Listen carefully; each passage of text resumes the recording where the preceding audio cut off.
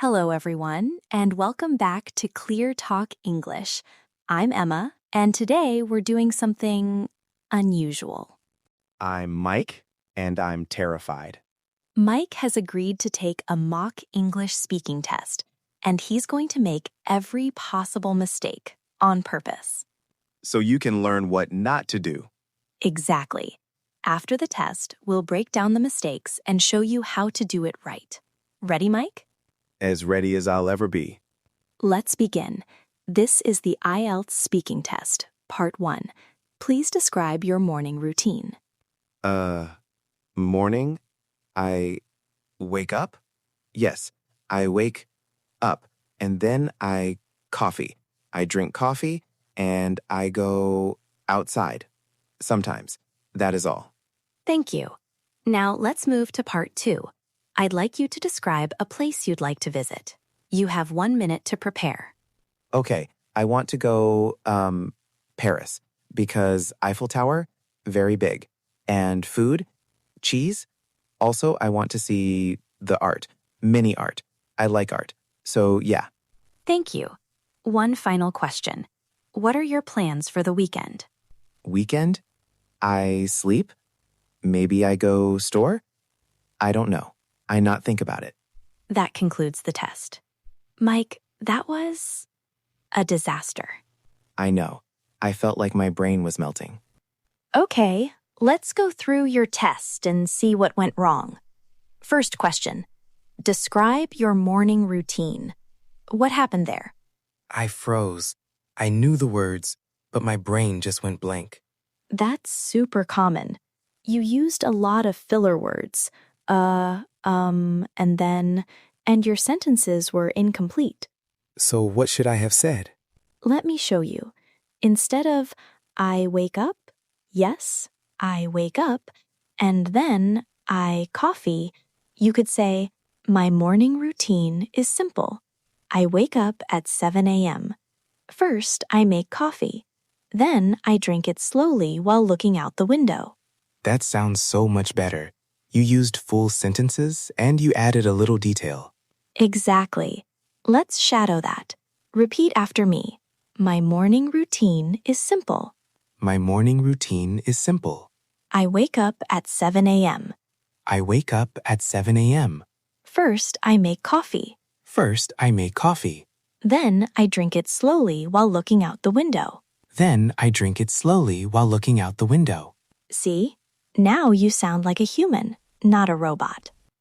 Now let's look at the second question. Describe a place you'd like to visit. You said, Paris, because Eiffel Tower, very big, and food. Cheese, also art, mini art. the problem here was that you gave one-word answers and repeated simple words like art and big. To get a higher score, you need to expand. How do I expand? Use adjectives, give reasons, and connect your ideas. Listen to this version.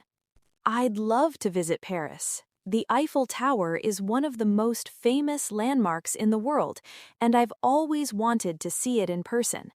I'm also interested in French art and history, so I'd spend a lot of time in the museums.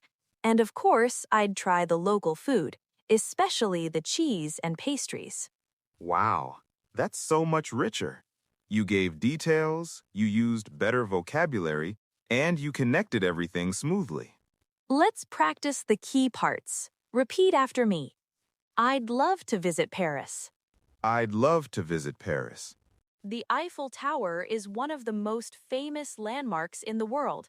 The Eiffel Tower is one of the most famous landmarks in the world. I'd spend a lot of time in the museums.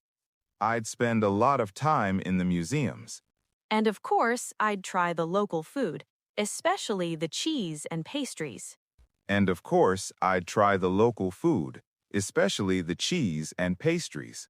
See how adding a few extra words makes everything more interesting? Last question.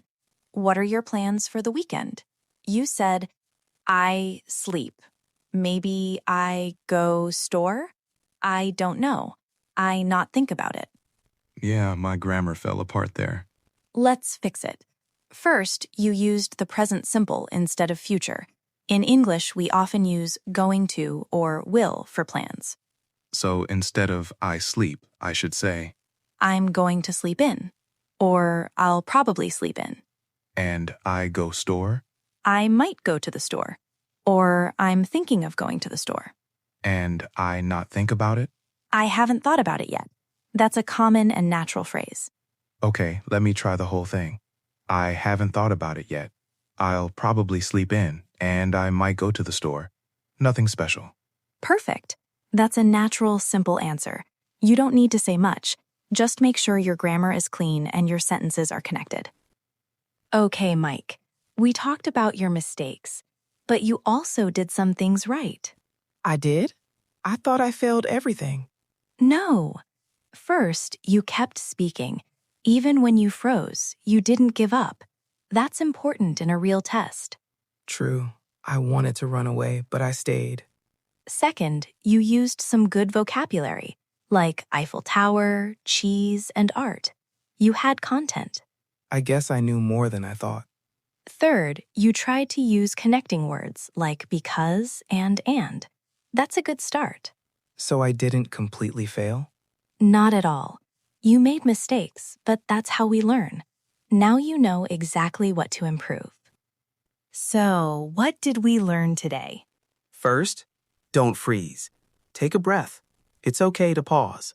Second, expand your answers. Add details, reasons, and adjectives. Third, watch your grammar. Use future forms for plans and connect your sentences. And fourth, practice out loud.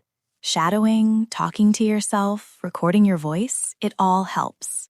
If I had practiced before this test, I would have done so much better. Now it's your turn. If you're preparing for an English test, try answering these questions out loud. What's your morning routine?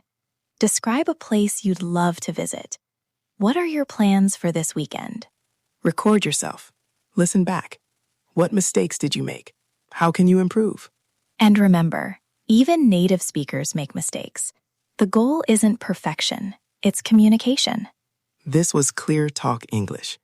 If this episode helped you, hit that like button. It helps other learners find us. Subscribe so you don't miss our next test disaster. I'm thinking next time Mike has to speak without using the word coffee. That's impossible. Exactly. Thanks for watching, everyone. Keep practicing and don't be afraid to fail, because that's how you learn. Bye-bye.